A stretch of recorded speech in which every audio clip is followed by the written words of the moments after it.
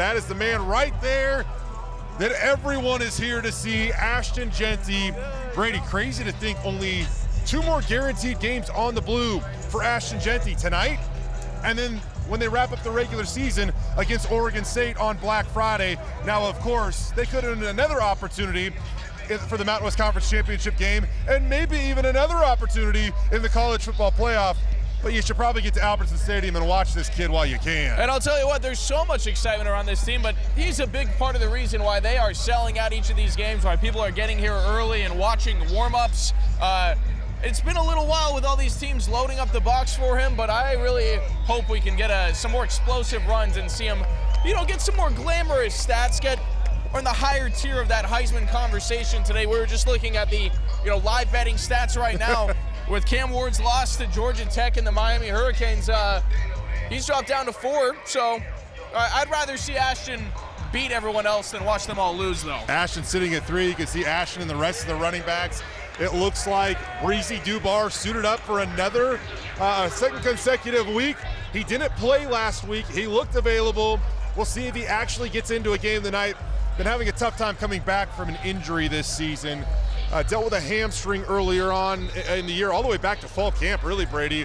Having a tough time. Outside of that, no Sire Gaines. He continues to miss time. Don't expect him back anytime soon. So that running back room will consist of 6th-year senior Tyler Crow, obviously Ashton Jeanty, true freshman Dylan Riley, sophomore Boise-Dubar, and then Troy Wilkie, the sophomore walk-on out of Rocky Mountain, appears to be back with the running backs. He has been a utility tool for Boise State ever since he stepped on campus. He's played defense, he's played wide receiver, he's played running back. He's gone back and forth between these two, but they're going to use him at running back for depth tonight. Don't necessarily know if he'll get in, but certainly some depth there. That's kind of what you get when you get a local kid. They're already kind of bought into that blue-collar mentality, and they'll fill whatever role they can get on the field with and do whatever it takes to help their team win.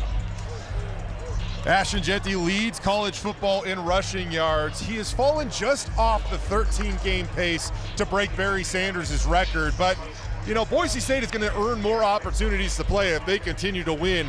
If you project his averages out over a 14-game season, he's actually back on track to surpass Barry Sanders' all-time rushing record of 2,628 yards. Would be remarkable to do it. Ashton currently sitting at 1,525 yards, which puts him a little under 300 yards shy of Jay Ajayi's single-season school record. Of course, that happened during the 2014 Fiesta Bowl season when the J train was simply unstoppable for the Broncos.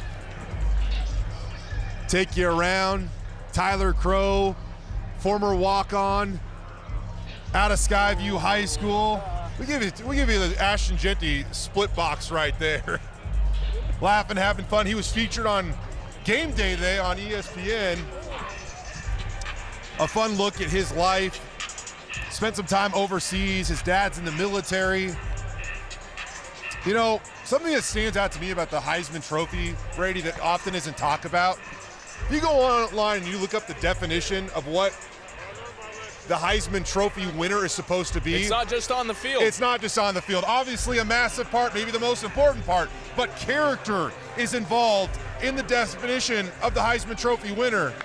Ashton Jeanty is off the charts character. And no disrespect to any of the other contenders right now, but it's always so hard to argue, hey, what does that mean? How do we judge a student athlete's character? Ashton Jeanty kind of makes it easy when we talk about how team first he is, how much hype he has around him, and how much he continues to want to share that with his teammates, and just the fact that, the ethics of wanting to stay in your hometown team, the one that took a chance on you and brought you here instead of taking a nice payday at plenty of schools that were definitely calling. I mean, that sounds pretty high character to me. A few weeks ago on Bronco Roundup Game Day, when we were talking with Cage Casey, he shared that Ashton often leaves gift cards in the lockers of offensive linemen.